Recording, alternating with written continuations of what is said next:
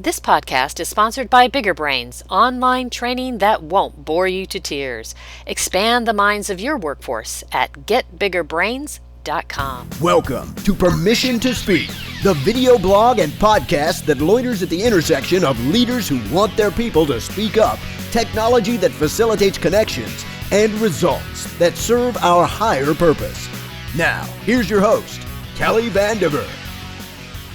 Hi, welcome to the podcast. This is Kelly Vandever, and my special guest today is June Cline. That's her.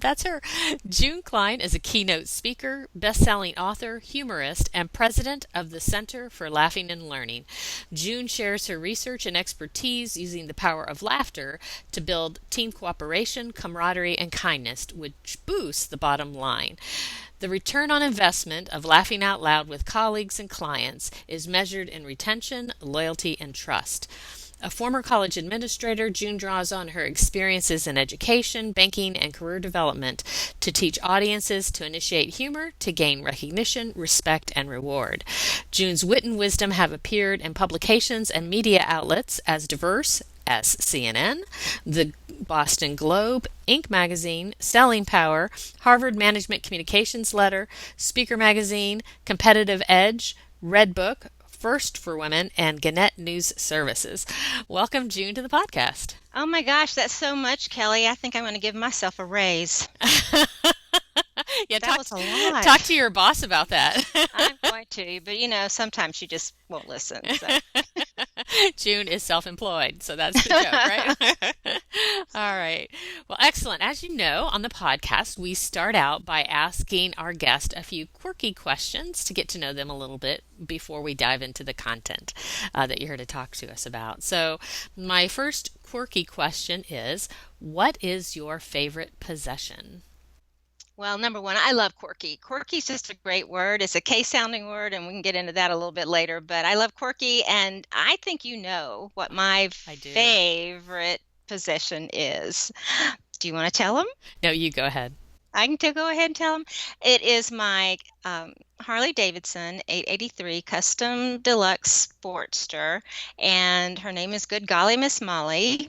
I've had her for about 12 years, and I just love her. She just makes me smile and hits my value buttons of freedom, excitement, and adventure. And she is a beautiful bike. She's a beautiful bike. Yes, June and I have even ridden together, haven't we, dear? We have. You got that M on your license, and away we went. So very, very happy for you and pleased. And you're enjoying it, aren't you? I love it. It's just the best. It's just the best. Yeah, absolutely. All righty. So our second quirky question is, tell us something surprising about yourself that most people don't know. Legal or not? Well, this is being recorded and it's going out across the country and the world. So we have listeners in other continents. So yes, whatever you're certainly. willing to confess. Whatever I'm willing, and I'm teasing. I don't think I have any felonies against me, but I do. I do have a crazy job experience that I just don't tell a whole lot of people, and that is I've been 2,100 feet underground. And that would be, it's kind of shocking, huh? Not everybody can say that. No. But coal miners can. So I worked at a coal mine a long time ago in Brookwood, Alabama, and I had the experience of going underground, but also I was a Cardex clerk. So that's a fancy word for receiving clerk. And I had to log in a bunch of parts that came into the warehouse. So the men and women could do their job underground. And occasionally I did go underground, and it's pretty dark and scary. And hats off to all those people, the coal miners, and people that just do really tough and hard jobs, because it can be really difficult. But it was an experience, and I don't talk about it a whole lot. Wow. So I can't even imagine being down there. And I guess I didn't think of Alabama as having coal mines. Most people don't, but it is one of the deepest shaft mines in the world. And there's a lot of coal in that area that has been worked and still is to a much lesser degree. Okay, wow, fascinating. Okay, excellent. So now we're going to transition a little bit Good. to into our topic. So, what is your story? What happened in your life that got you to a place where you cared about talking to people, about bringing humor and humor forward and laughter in the workplace?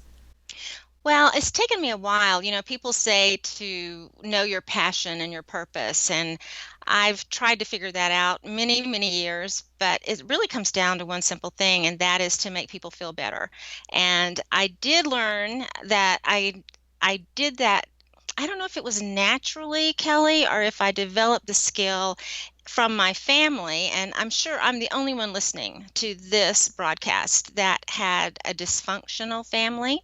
And the fun was in and out of our family, especially with my stepfather, who, bless his heart, as we love to say in the South, he just didn't know how to love us, and he certainly didn't know how to control his anger. So there were times that we literally really were in harm's way, and literally could have been the headline on the evening news. But what I figured out from knee high to a grasshopper, as I like to say, is if I could make him laugh, and when I made him laugh, then it shifted and it changed the energy.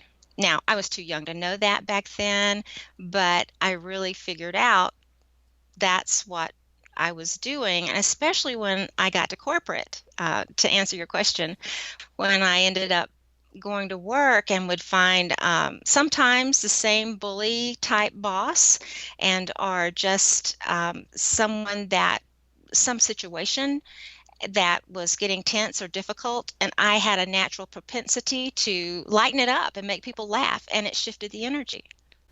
And so, when did you start helping others understand that? How did that part happen? You used it yourself in your home life and at work, but then how did you get to it so you wanted to share that with other people?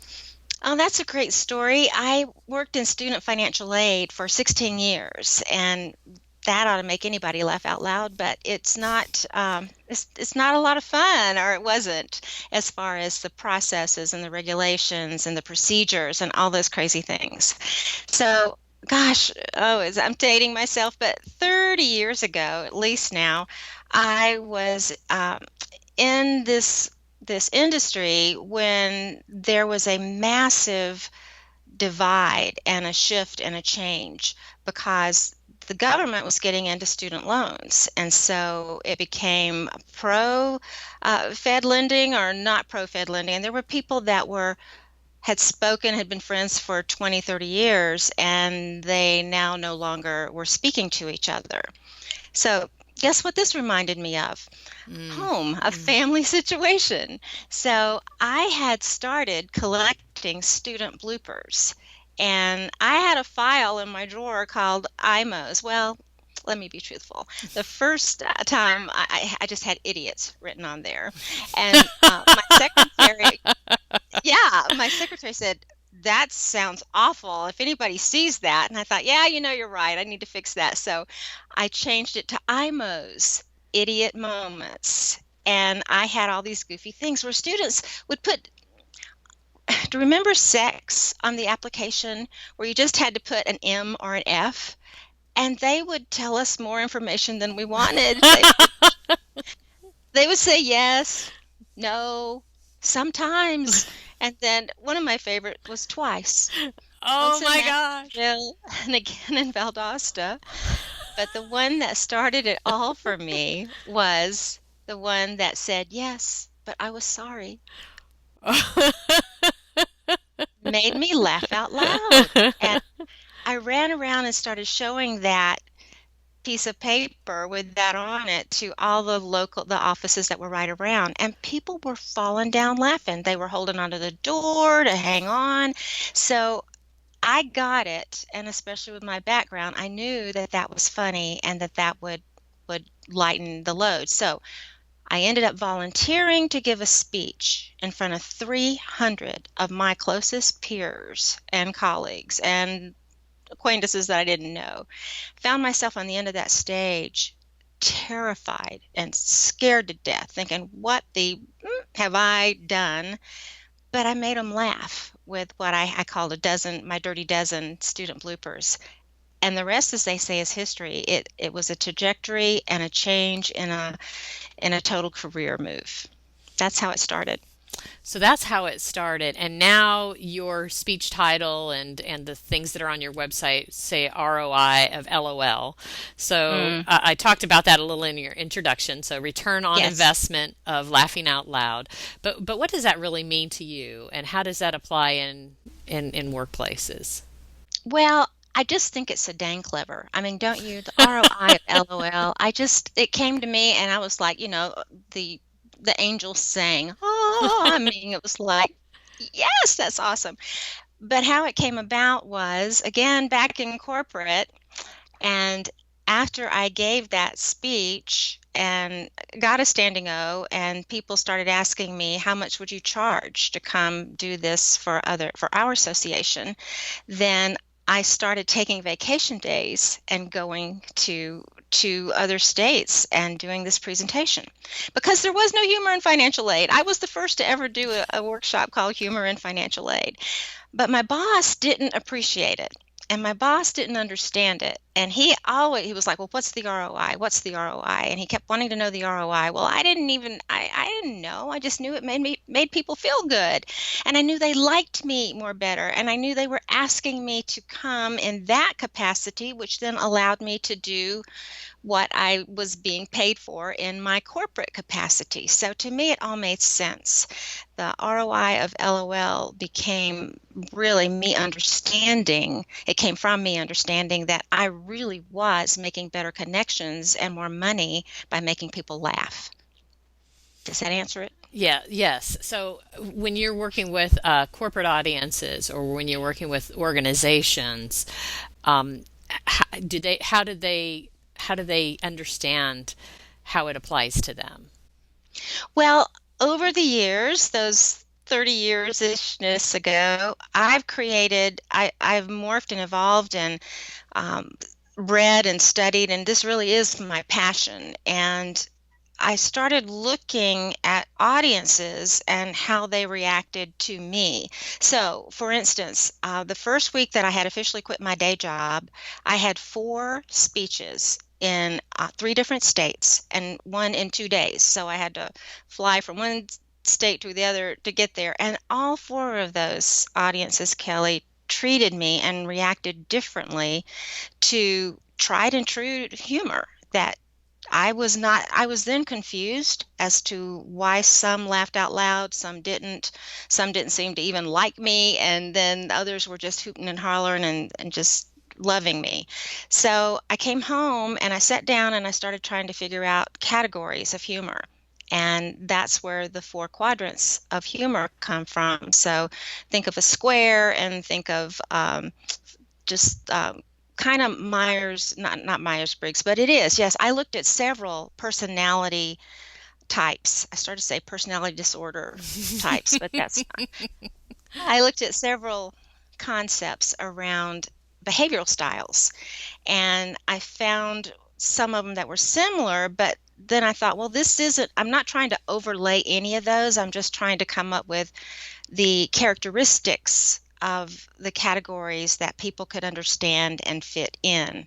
So when they see that, and when I go into corporate teams or association meetings, I help them understand what their individual style is, and then we go to what the collective of that organization is, and then they get to understand what their comedic culture is. Well, maybe it would help if you explained what those four different styles are that you discovered. Absolutely. I discovered, researched that there are four different styles. And I always start with the crazies first. I'll just name them all: crazy, caring, cerebral, and caustic. Now let me go in more in depth. The crazies are the people that are just out there. They're wild, they're blatant, they're bizarre, they're outrageous. They will wear something on their head. And whether there's a company party with liquor or not, They will make a grand entrance. So we know those people, and probably people that are listening, you'll start to populate your mind with people that you know in that category. So those are the crazies. The carings are the ones that are much more personal and very perceptive, but also very positive. They will usually hold harmless someone. It's usually they're not attacking, they're telling on themselves and our family members, which let me just caution you to say, yeah, you need to have their permission, because when they find out you're telling about the time they, you know, slipped in the shower or something like that, then sometimes people aren't as open to you telling their tale and their story. So always get permission. And then the third category, so those would be two on the right side if you were thinking of a square box. Then there's crazy and then caring on the right side. And then on the left side of the box, the lower left, would be the cerebrals. Now, the cerebrals, they're just dang smart. They're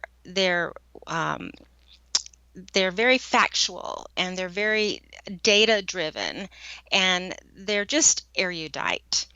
And when I have my audiences, when I'm in front of an audience and I say, they're erudite, do you know what that means? And some say yes, some say no in the audience. And my reply is, well, if you don't know, you ain't one.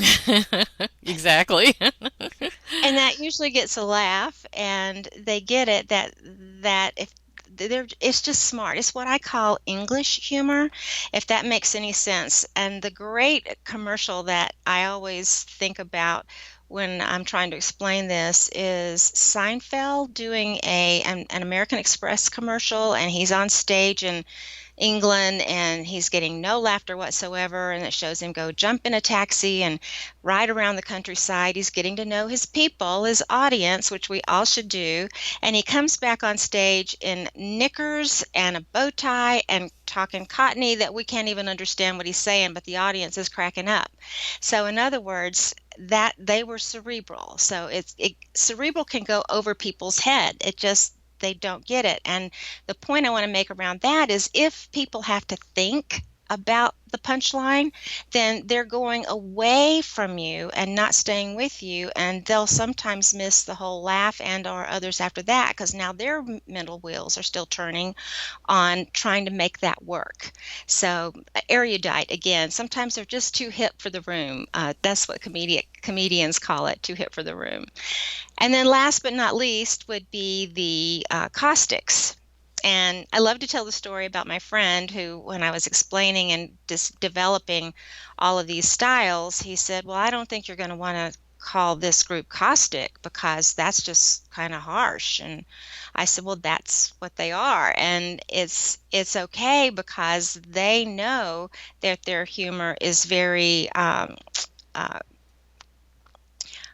cranky and or sarcastic. That's the word I was trying to come up with. It wouldn't come to me. Cranky. They're cranky too. But they're sarcastic, and their humor is really blunt and harsh, and oftentimes painful to the recipient. So let's go a little deeper and explain why. Number one, I always love to tell the definition of sarcasm, which is to tear the skin to the bone. So that's the root word. That's what that means. Isn't that fun? Oh, yeah. That's what everybody wants, right? Yeah. But Kelly, think about it. How often is corporate humor, team humor, caustic, and I mean sarcastic? Mm-hmm. And we get the little dig in, and then we say, I'm kidding, or I'm just kidding. Well, let me share with you that if you have to say, I'm just kidding, that means somebody else paid for being the butt of the joke. And then I'll get into in a moment the emotional bank account and how you just have to know. And some teams have that because they're working in the trenches, and it's like in the coal mine. That was really hard, tough business, and they had hard, tough humor. So again, it just depends on the setting, the situation, whether it's appropriate or not. So those are the four styles. Let me wrap that up by repeating them, which is the crazies, the caring, the cerebrals, and the caustic. Now, what I want to say before we leave this area, this topic, is there is no right or wrong. There's just preference. And your preference may not be your team's preference. And your natural way to initiate humor, and especially think about it if it's sarcastic, then that's pointed out humor, and it's usually cutting. It's going to tear the flesh to the bone, which is okay if that's the locker room camaraderie, or again, being in a tough environment where everybody responds that way. No right or wrong, but it can be harmful or hurtful to the bottom line. So when you're saying pointed out, you mean it's pointed not at you as the person making the funny, but at somebody else, pointed out at somebody else. Yes, as a matter of fact, the two styles on the right square, if you can get a mental square of this, I could show you. I've got one right here, but the squares are on the right side are the crazy and the caring. So their humor is typically pointed in. They make themselves the butt of the joke. They're the ones that are taking the hit, and then the cerebrals and the caustics typically are not pointing humor in. As a matter of fact, in the coaching and the different things I've done with people that are in those categories, oh my gosh, they don't want to tell on themselves, and they don't want to be the butt of the joke. So if the situation or the data, or even if it is another person, it's typically pointed out. Humor's pointed outward. That makes sense? Yes, right, right. So Let me go ahead and say one other thing. So then the top two quadrants, that would make them the crazies and the caustics, their humor tends to be more aggressive. And that makes sense because they're blatant, they're bold, they're crass, they're harsh. So that's more aggressive humor. And then the two lower quadrants, which are the cerebrals and the caring, they're typically more aggressive. And what's the other word for not for aggressive? Not, I just totally went blank. milder or Passive. passive. Da-da-da. No. Passive. Passive aggressive. That's how I want my money to come in. I want it to be passive aggressive money. That's how I remember. And then the bottom two, they're just more passive with their humor. They're typically not going to be necessarily trying to injure someone with it. Gotcha. Okay, so what implications does this have for leaders? Because most of these recordings are about helping leaders be better. So what kinds of things do leaders need to be aware of with their own humor, and how that impacts folks in the workplace? Well, I think the number one importance is they need to understand that they have one. They have a comedic style, and of course, there are varying degrees on all of those categories, and to the extent that we can come to the middle and be receptive of others, whether we like their humor or not, and not be so judgmental and are hurt by it, that's what I see teams coming away with. And leaders often don't understand. They're already, they're the leader. And so when something is said in jest, and it's pointed at the person, it comes with, like, the 500-pound gorilla.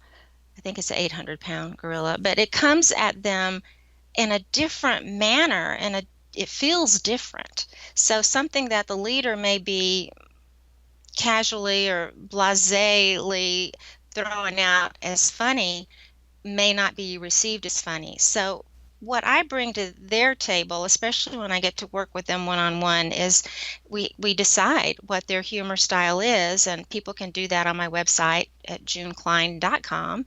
Then you can take the humor quiz, and you'll get to check off all the words that indicate how you initiate humor, and you'll know immediately what your style is, and then you get to kind of guesstimate what your team is, and then see if you're diagonally opposite or on the same side, or more aggressive or more passive. And it gives them a lot of insight, because most people have never thought about it before at all. And then I'm the one that created the comedic styles and understanding more of how it impacts a team. So it's usually pretty dang insightful.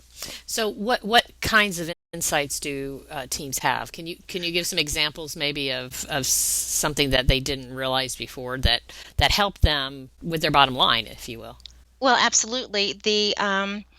A couple of things, a couple of directions I want to take with this. When I have them stand up in their groups, go to their their four corners, which each equals a comedic style.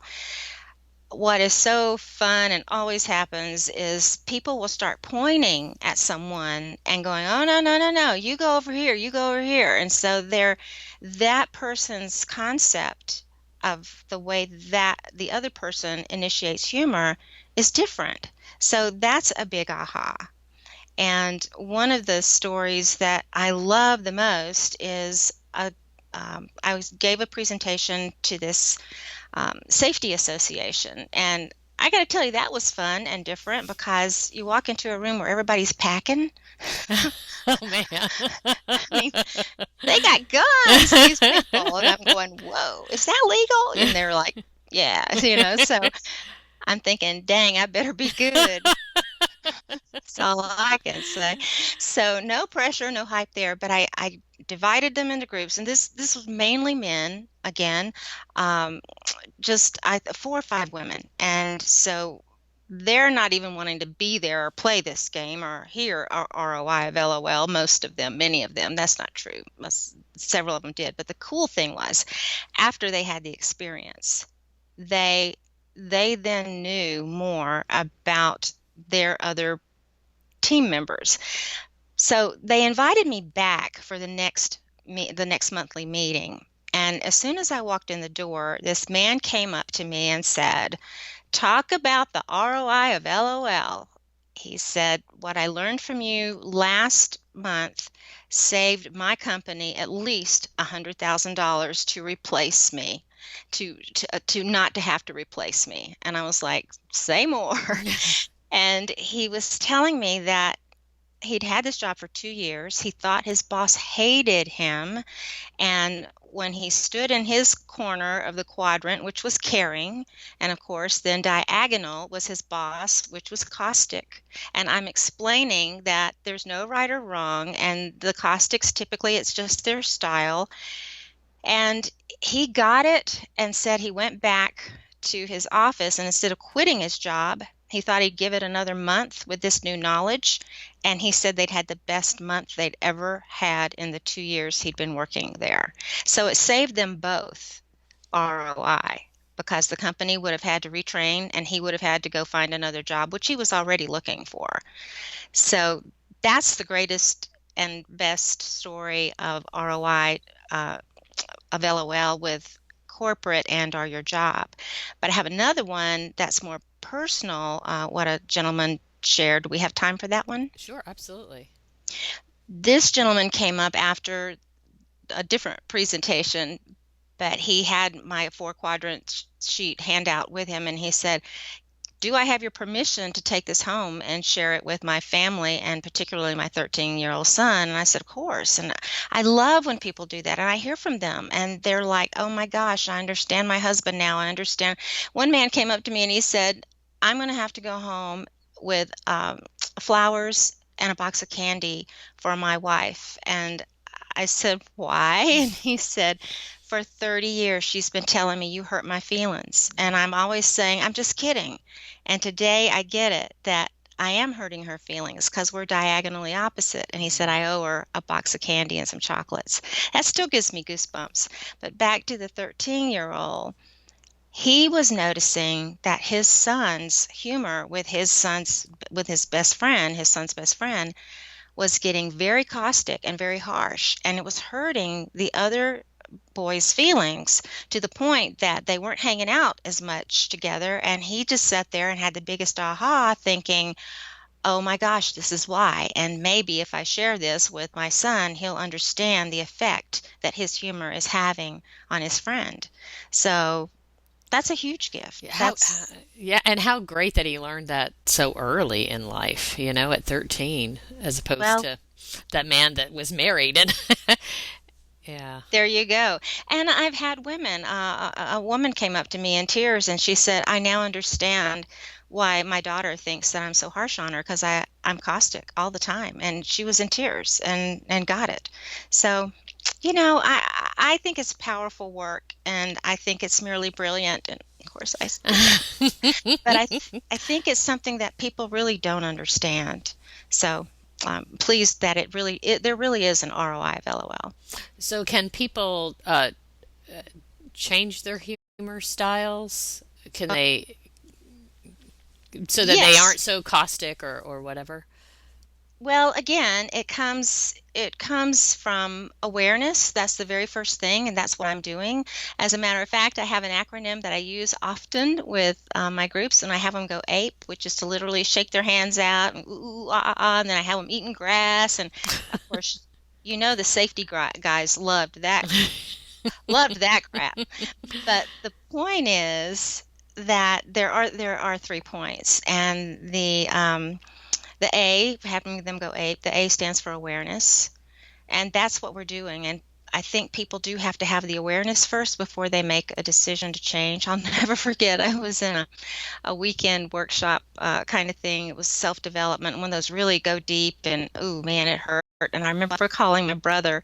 We had assignments, and we had to call someone that we needed to call and say, how does it feel to live with someone that has to be right all the time? And then you shut up. You just shut up and listen. You can't rebuke, rebuttal. You just listen. And I called my brother and said those words, and there's this long pause, and then he says, well, June, awareness is the first step, darling. Cracked me up. We both have laughed so much about that because I'm the big sister. So, I've been telling him what to do his entire life. I'm a big sister too, so yes. Maybe a call you need to make, Kelly. There, Perhaps. yeah, the awareness piece is first. And then the P of the ape stands for permission. You have to give yourself permission to not be hurt and or to realize that you could be hurting someone else and to start paying attention. My grandmother used to say, pay attention. You better pay attention to that. Well, you need to pay attention to what is really going on around your humor and the way you're receiving humor. You may be way too sensitive and others may be way not. But then APE, the last one, the E stands for fun. Now, that's when you just see their eyebrows arch to the top like, what? And what I'm pointing out and the point I'm trying to make is that you have to make some changes. And nothing's going to stay the same. What's that definition of insanity? Or doing the same thing and expecting a different change. So the E is really an F, but part two to that is F doesn't spell anything, but they'll never forget going ape. And they'll never forget APE and then the awareness, permission, and fun that they have to do things differently with their humor style makes a difference. So in answer to your question, I do believe we can shift and change just by knowing more. Now, is that going to make you a stand-up comedian? Probably not. But this I will say about that. I had the opportunity to interview George Lindsay, probably dating myself again, but those of us older, more seasoned people may remember him as Goober on Andy Mayberry. Yeah. Andy Maybe. Griffith's show. Yeah, yeah. And what was the name of the show? Mayberry? ARFD. Yes. So I interviewed him a long time ago for NSA Speaker Magazine about 15 years ago. And bless his heart, he started telling me about a woman that used to get up on stage and she bombed every night and she'd run into the bathroom and cry her eyes out. And she'd get up on stage and he said she just was terrible. But she kept trying and she wanted and she worked those tables as far as being a server, a waitress way back then. And we would know her today as Joan Rivers. Wow. So that's how that rolls. If you want it, then you've got to, you will work for it and you will study it. And I have fellow comedians and humorists say, "Oh, that's not true. You're not born. You can't have you can't develop a sense of humor. You've either got it or you don't, or you don't." And I don't believe that. I believe whatever we want to do, by gosh, we'll figure out a way. And knowing your comedic style is a big step toward that. Do you ever have people say, well, I don't have a sense of humor? Absolutely. And so, okay, claim that. And I get it. I get what they're saying. And I two things on that. I always like to refer back to a study that I saw once about whether the glass is half full or half empty, and they were talking about the gene that we have that carries serotonin, which makes you feel good. So some people got a short gene and some people got a long gene.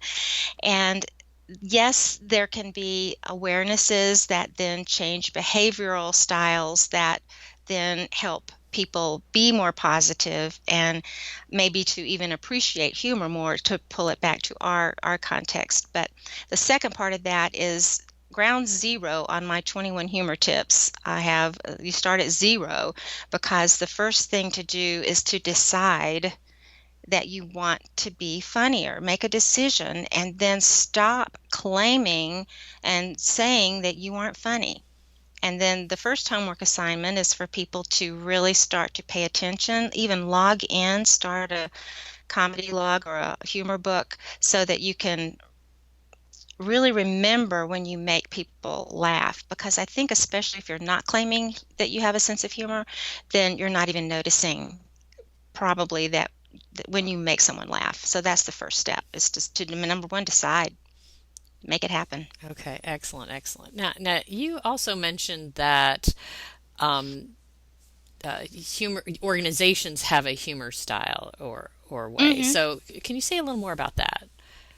Well, I can. The what we're looking at there is when I talk to teams and or an organization and divide them into their quadrants, well, their culture, their comedic culture is then going to be what the majority of the group is in, which quadrants they're in. And when I'm in corporate, I typically see sometimes a split between the lower two quadrants, which would be the caring and the cerebrals. And depending on the industry, so if I'm in banking or um, more data-driven kind of companies, I tend to see people in the cerebral quadrant. Nursing, school teachers, that sort of group is then in the caring style. So if you've got a group that is in both of those, then they have a combination comedic culture of cerebral and caring. Rarely do I see more than a handful in the crazy and the caustic. And sometimes one sole person will sashay over there in the caustic style and just be defiant. I just dare anybody to say anything. And so yeah, but there are two times that I've been surprised. Well, not really surprised in the uh, financial aid world. A whole bunch of student financial aid administrators run over to the crazy side because they've got to do some wackadoodle things to keep their sanity and to keep the attention of students. One financial aid administrator used to have her office filled with bears. I mean, just stuffed bears, to the point of you had to move them to sit down on her couch. They were everywhere. And that was disarming to people as they came in, because usually the only reason you're in that office is because there's a complaint or something's wrong and that sort of thing. So that was fun. And then another administrator used to come in when the students started really going nuts with her. Remember the little orange, the stickies, the little orange round stickies that you'd put on a file to tag them, like they look like little dots. Right. She had two that she would close her eyes and put two of the red ones like right there, and then she would just sit there and listen. And finally they'd start laughing. And so little things like that they were a little crazy. But then the caustic side, again, the groups that tend to be there are the ones that Um, it, it- and again, these are generalizations, and every single body knows somebody that doesn't fit in any one of those boxes, probably, and that we all do to some degree. But I was working, I had a contract training job where I was in and out of giving presentations to unions. And oh my gosh, the caustic, the whole group could just get up and go to that corner because they were so disgruntled and so unhappy, and different leadership. There's a lot of culture and dynamics and expectations in there. No right or wrong. Again, it's just the way it was, and that group tend to be really harsh, and I don't even know what else to say about it, except that you gotta wanna change, and you gotta wanna come toward the center and of the comedic styles. So we've talked about it from a leadership perspective, but from an organizational perspective, how would an organization go about trying to add more humor? Because if they want to get more ROI and the benefits that come from laughing out loud, what can an organization do to help add more humor? Well, again, it's going to depend on your people and the culture. So, my first rule of thumb is, hey, you better know what your style is and what the comedic culture is, which is that group, and then decide who your customer is. And if they are the same, then you just keep going with that style. If you're a caustic, your industry is more of that caustic style, and your customers are as well, then you're good. You just keep hanging with it. But if they're on the caring side and you can't figure out why you can't keep your customers, hello, there's a clue. So yes, you are going to have to come more toward the middle, and you are going to have to tell on yourself more. You're going to have, we didn't even talk about IMOs yet. Idiot moments is what I call them. Idiot moments, the IMOs that I had in the file there. So what are some of the things that always go wrong, that are always coming up into your customer's face? Is it your widget, your service, your product, or whatever that is that for you? Go ahead and start planning. It's called spontaneous humor, but it's really planned because you know what's going to hit. And so how do you offset that with something that's funny?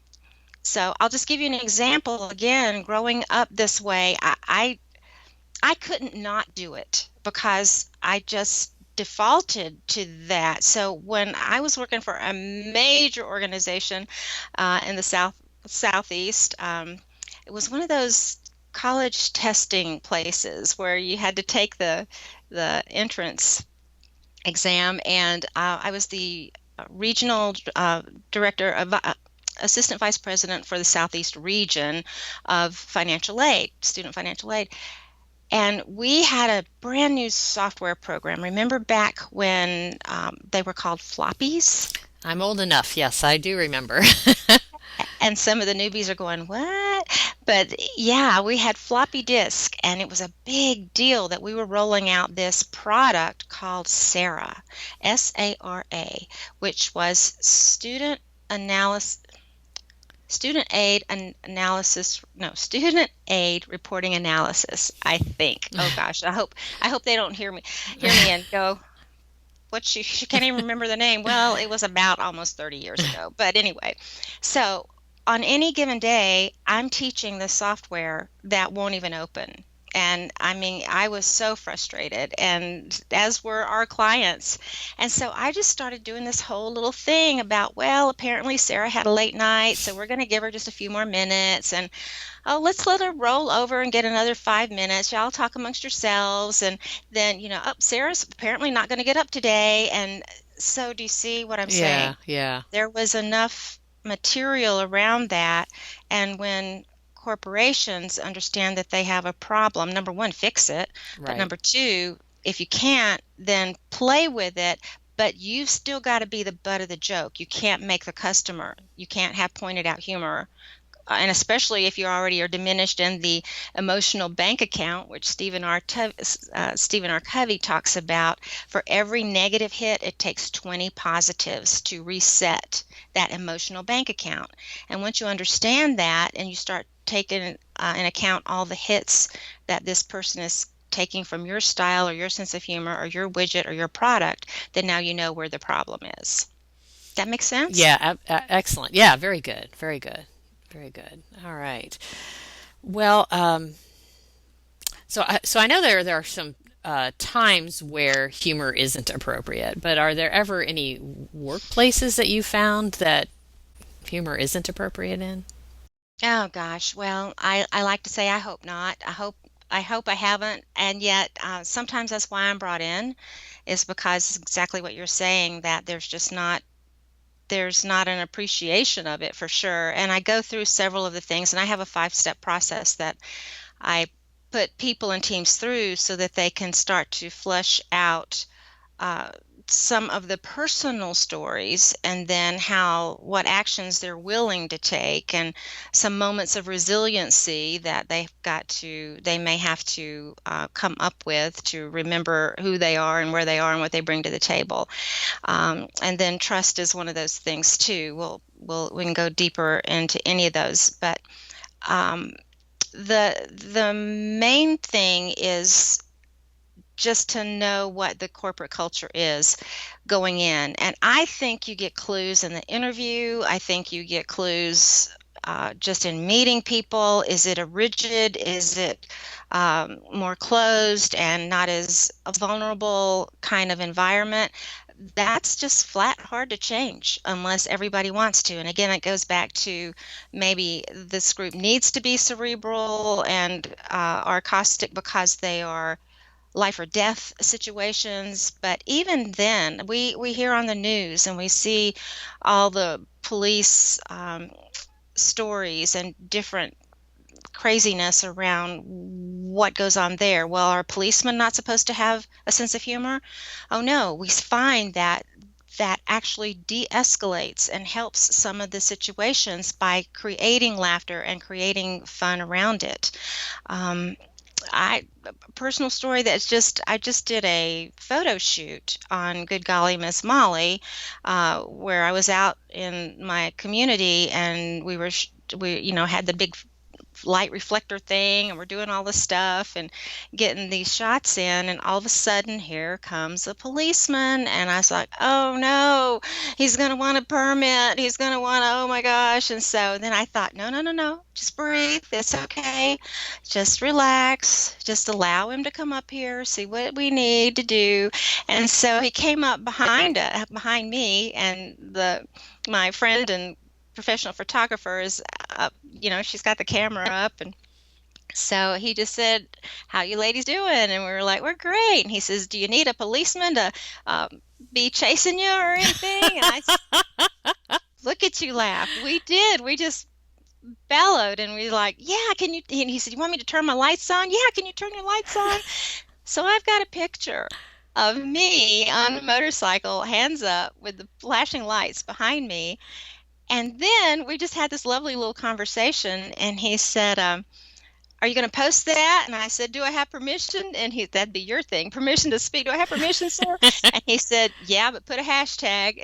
That's and I fabulous. said, really? Can we put a hashtag? And he said, yeah, we love it when we get to show a fun and lighter side of the community.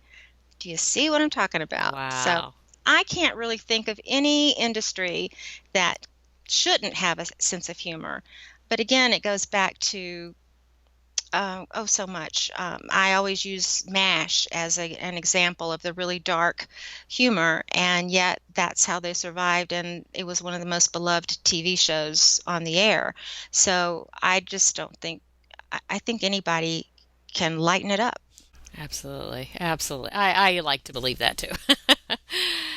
You mentioned something a moment ago, and I've heard you talk about it a little bit before, but there's a connection between humor and trust. Can you talk about that some? Yeah, as a matter of fact, it gives my goosebumps. One of the things that I learned, I don't remember who said it or how it was said, but I really got that humor has a lot to do with trust. You see, we will not laugh with just anyone. We won't laugh with everybody.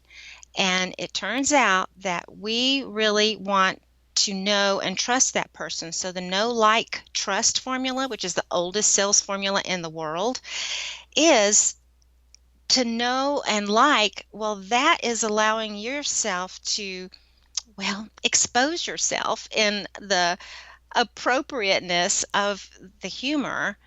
And that when you make somebody laugh, then you change their brain chemistry. It absolutely opens the receiving of the endorphins.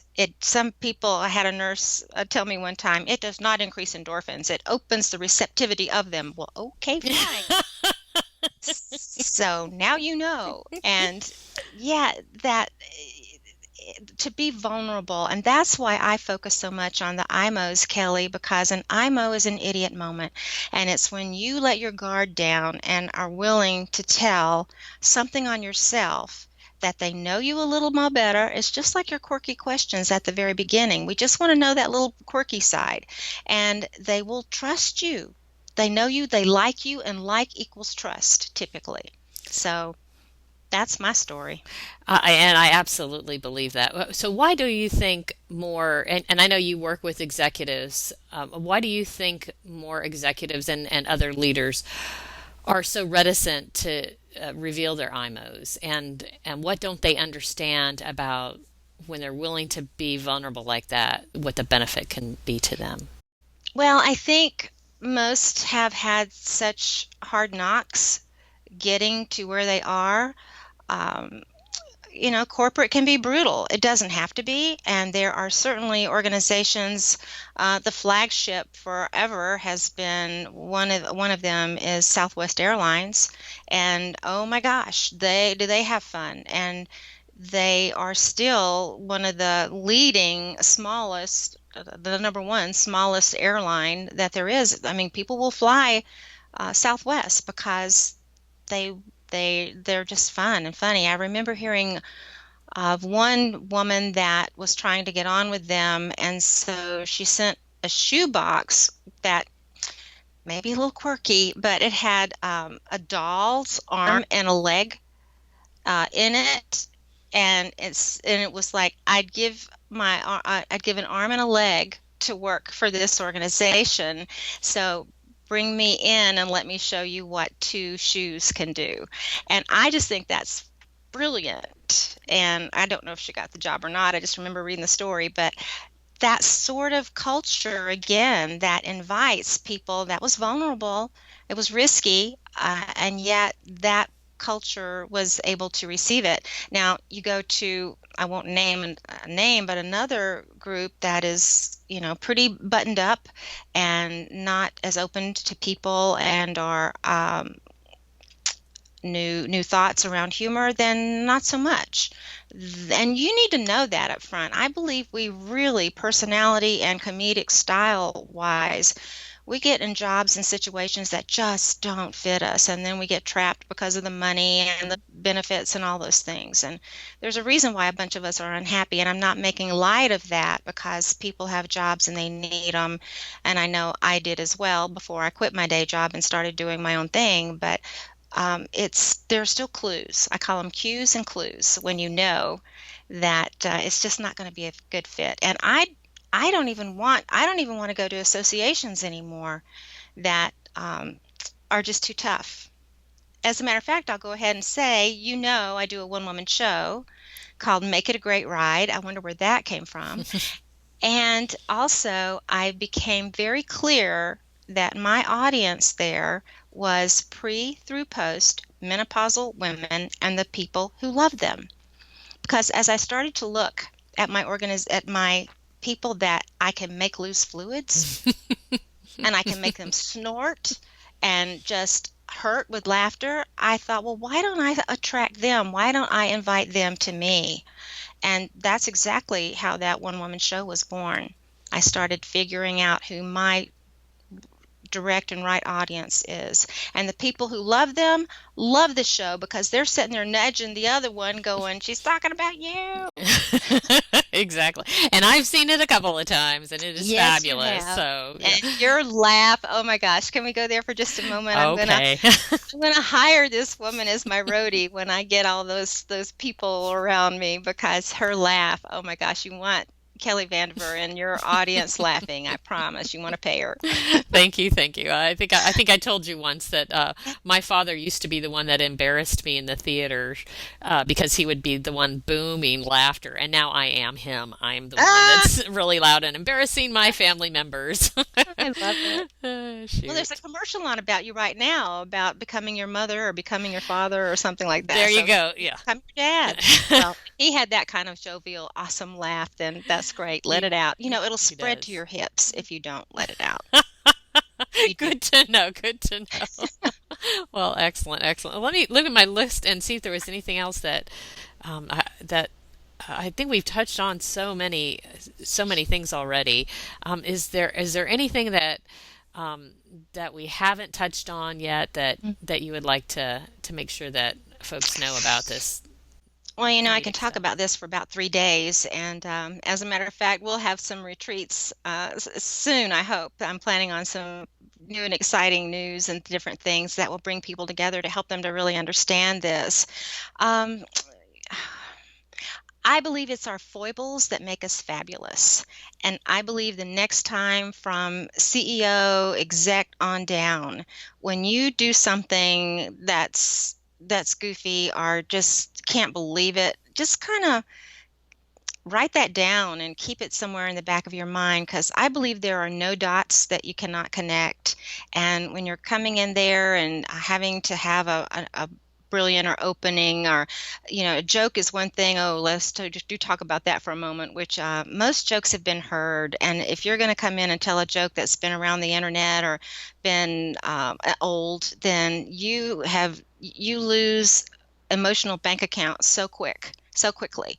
So if you can come in and say, locked my keys in my car, or just got caught in the rain, and sometimes it's just a line like that because you're not expected to be a comedian. But if you want to be funnier and really funny it up, then that's work. And that's where you may need me or a coach or someone to really help you understand your style, and then what works for you, but then also what works for your people.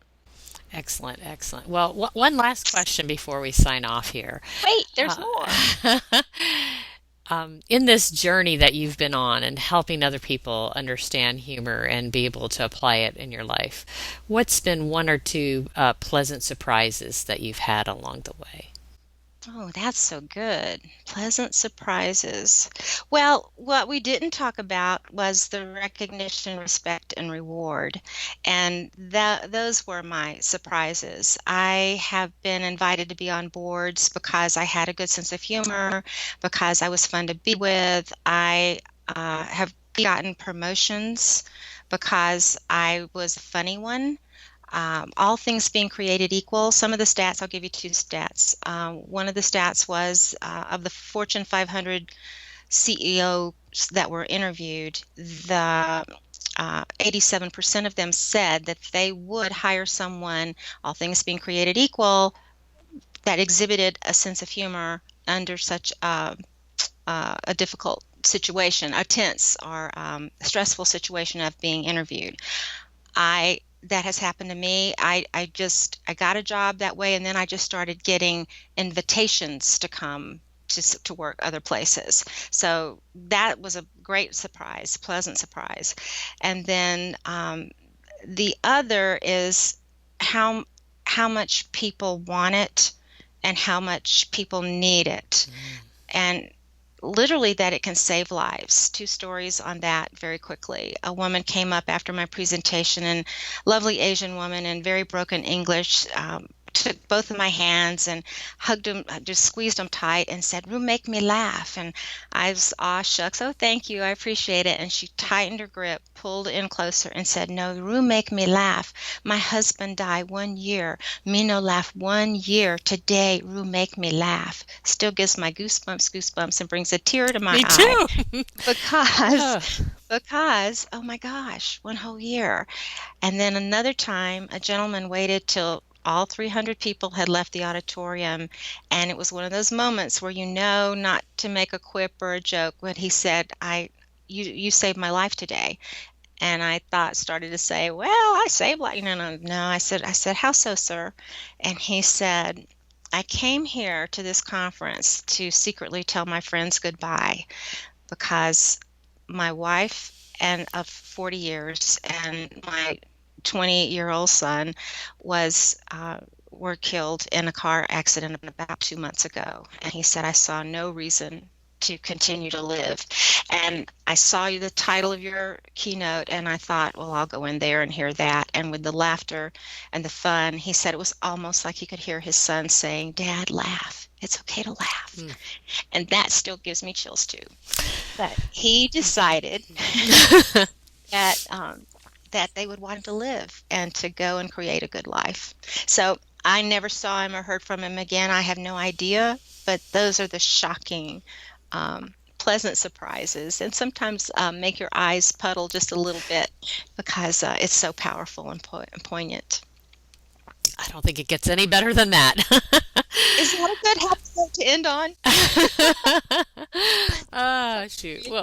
Well, thank you so much, June, for taking the time and sharing your love for this subject and your love for people with us and helping us understand humor and making us laugh. Awesome. Make it a great ride, y'all. This podcast was brought to you by Bigger Brains, online training that won't bore you to tears. Expand the minds of your workforce at getbiggerbrains.com. Thanks for tuning in to Permission to Speak. If you want to increase collaboration and innovation in your organization, check out more resources available at speakingpractically.com or give me a call, Kelly Vandever, at 770-597-1108.